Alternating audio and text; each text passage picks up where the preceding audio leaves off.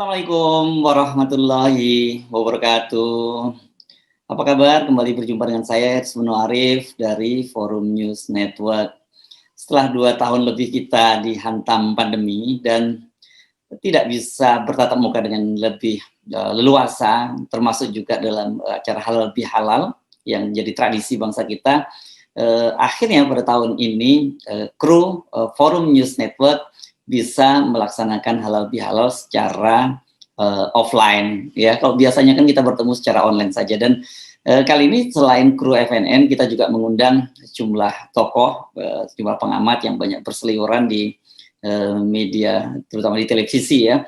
Dan seperti biasa karena namanya juga ini halal bihalalnya media, maka dalam halal bihalal itu kami sempat juga mengambil rekaman dari sebuah dialog yang kita laksanakan. Ada 4 orang tokoh yang kita wawancarai. Ada Bung Rocky Gerung tentu saja sebagai Dewan Pakar dari Forum News Network. Kemudian ada anggota DPRD RI Bung Tamsil Lindrung, ini senator dari Sulawesi Selatan. Ada pakar hukum tata negara Bivitri Susanti, dan juga lembaga survei dan sekaligus pengamat politik Kedai Kopi Bung Henry Satrio. Di luar itu kan Anda juga kemarin sudah sempat menyaksikan ya tayangan saya wawancara dengan Ketua DPW PSI Jakarta Michael Victor Sianipar. Nah, sekarang giliran saya akan tampilkan kali ini perbincangan antara 4 orang narasumber, yakni Rocky Gerung, Bivitri Susanti, Tamsil Lindrung, dan Henry Satrio. Dan yang akan Anda saksikan kali ini adalah perbincangan bagian sesi ketika pakar hukum tata negara Bivitri Susanti menyampaikan pemikiran-pemikirannya tentang bagaimana dia melihat Indonesia saat ini. Assalamualaikum warahmatullahi wabarakatuh.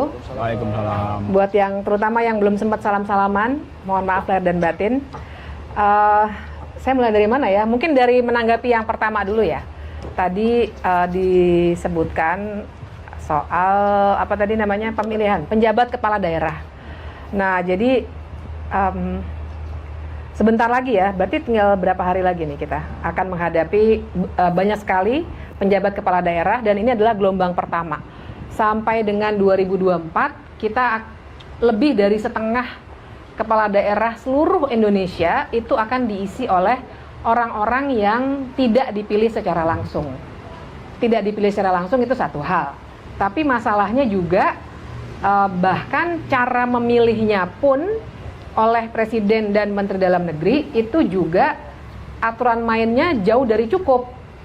Jadi yang saya baca tuh ini loh wawancara yang hari ini misalnya ya, kenapa sih kita jadi mempersoalkan dasar hukumnya, belum ada peraturan pelaksananya yang melaksanakan putusan Mahkamah Konstitusi. Itu karena bahkan pasal yang jadi rujukan untuk menunjuk kepala daerah pun konteksnya itu bukan konteks yang sekarang. Jadi beda tujuan. Waktu pasal itu dibuat sebenarnya tujuannya adalah kalau ada bencana, kalau ada yang misalnya meninggal dunia terus langsung digantikan, tidak dalam rangka melaksanakan sebuah pemilihan yang memang didesain untuk diundur supaya jadi satu. Nah, jadi nggak kompatibel sebenarnya antara pasal yang jadi rujukan dengan apa yang sekarang harus dilakukan. Itu satu. Tapi yang kedua, jangan lupa bahwa Mahkamah Konstitusi sebenarnya waktu memutuskan soal penjabat kepala daerah ini juga bilang bahwa demokratis dan transparan, dua hal itu harusnya juga diatur oleh orang-orang yang memilih penjabat kepala daerah ini. Nah, itu yang tidak ada di peraturan yang sekarang. Jadi saya kira di sini karena banyak sekali para tokoh dan orang-orang di lapangan dan para jurnalis yang juga paham di lapangan, kita semua sudah tahu di banyak sekali tempat, di Papua apalagi, itu pertempurannya sudah luar biasa. Orang-orang yang mau duduk sebagai penjabat kepala daerah. Karena prosesnya betul-betul politis, maksudnya tidak transparan dan terserah pada Menteri Dalam Negeri dan Presiden. Itu main-mainannya luar biasa. Saya kalau cerita, saya kira ibu bapak, kawan-kawan di sini lebih paham deh. Saya cuma mendengar dari kawan saya yang bekerja di Papua soal bagaimana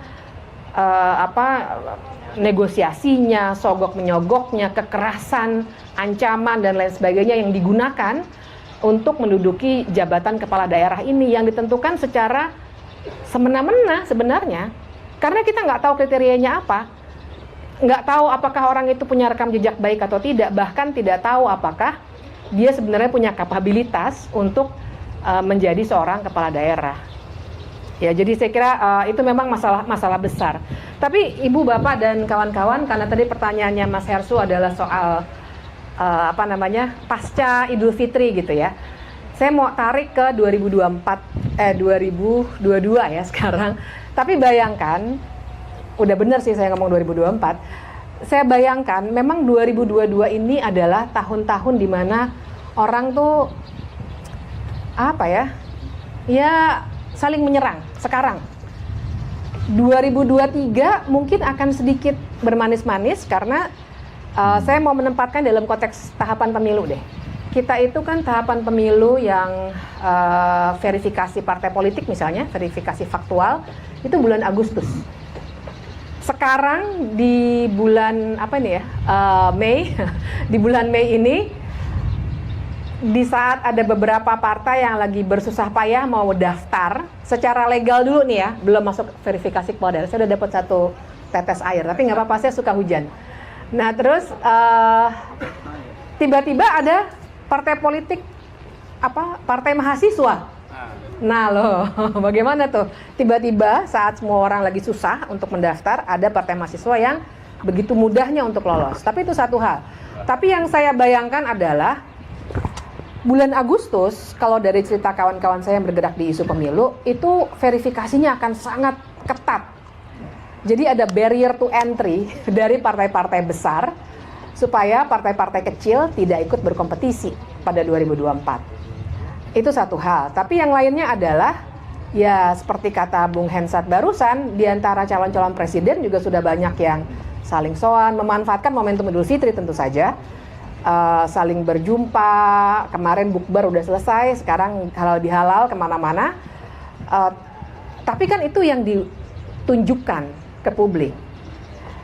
Yang terjadi di belakang layar adalah sebenarnya saling gontok-gontokan, sudah mulai saling mengukur kekuatan dia gimana, ini siapa di belakangnya, ini gimana ke depannya. Karena di tahun inilah yang begitu banyak peristiwa politik yang akan jadi saringan untuk 2024 itu akan terjadi.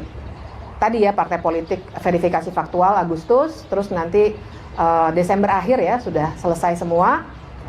Jangan lupa verifikasi partai politik akan membawa implikasi juga pada presidential threshold yang mungkin saja kalau bisa menang di Mahkamah Konstitusi hilang, tapi kita belum tahu gimana.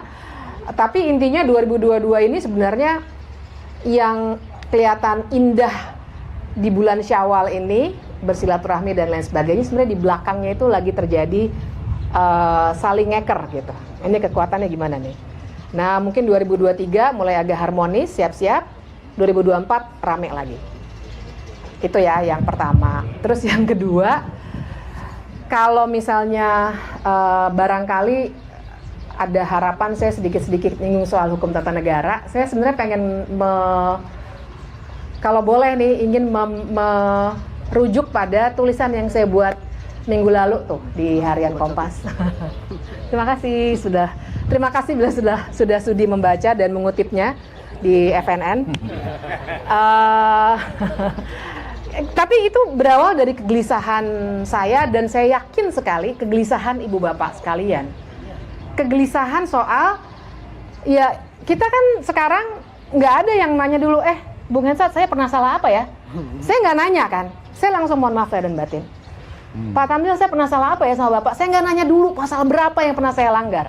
Saya langsung minta maaf lahir dan batin.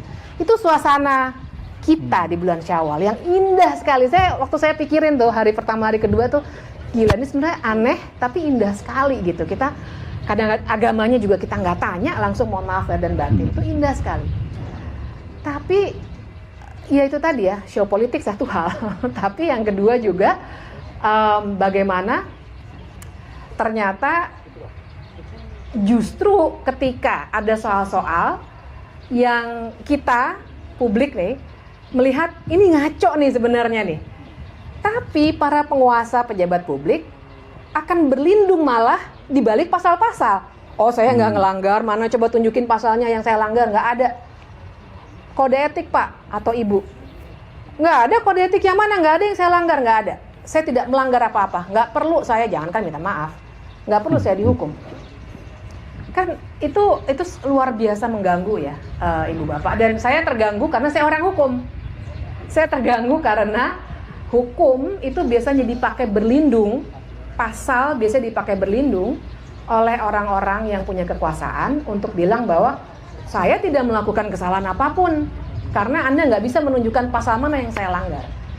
Walaupun secara etik kita bisa lihat bahwa masa sih yang namanya hakim yang menerima gelar guru besar kehormatan padahal sedang menyidangkan soal guru besar kehormatan dan itu diterima guru besar kehormatannya, itu tidak melanggar etik, jelas melanggar etik. Atau ketika Undang-Undang Ibu Kota Negara sedang disidang, diperiksa, Mahkamah Konstitusinya sudah bikin sayembara tentang gedungnya di Ibu Kota Negara Nusantara. Pasal mana yang dilanggar? Ya nggak ada pasalnya, tapi melanggar etik nggak melanggar. Karena menikah juga kita tidak menghalangi cinta ya, tapi kan dia tetap harus punya etik. Kalau memang ingin melanjutkan cintanya, mundurlah dari jabatan sebagai hakim karena ada benturan kepentingan, itu etik. Gak ada etik yang ada. Dan kalau kita beribut di media massa atau di mana saja, di forum mana saja, pasti pertanyaannya pasal berapa yang saya langgar. Nah, saya sebagai orang hukum, Ibu Bapak dan kawan-kawan, rasanya luar biasa patah hati karena justru hukum dipakai untuk berlindung di balik segala hal yang sebenarnya secara etik, secara moral kita bisa lihat bahwa ini salah sebenarnya, gitu. Nah itu yang saya khawatir supaya mic-nya bisa segera ke tempat lain.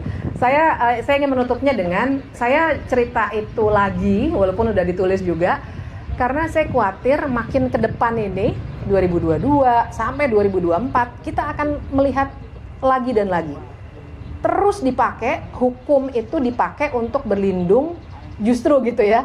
Karena berlindung dari segala kesalahan yang sebenarnya dilakukan. Karena hukumnya justru dipegang sama orang-orang yang punya kekuasaan. Sama kayak big data. Big data diminta. Terus yang disampaikan adalah hak saya untuk tidak menyebutkan sumbernya. Ya tapi kan juga ada etik pejabat publik untuk menyatakan dari mana sumber sebuah big data. Nah, ini saya yakin akan terus-menerus terjadi sampai 2024 dan yang ngeri adalah ketika 2024 nanti harus ada pemilu kita juga harus diselesaikan secara sistem hukum. Nah, sistem hukum kita sudah dipegang oleh orang-orang yang punya kekuasaan, termasuk oleh para penjabat kepala daerah yang akan sangat banyak. Itu ngeri sekali.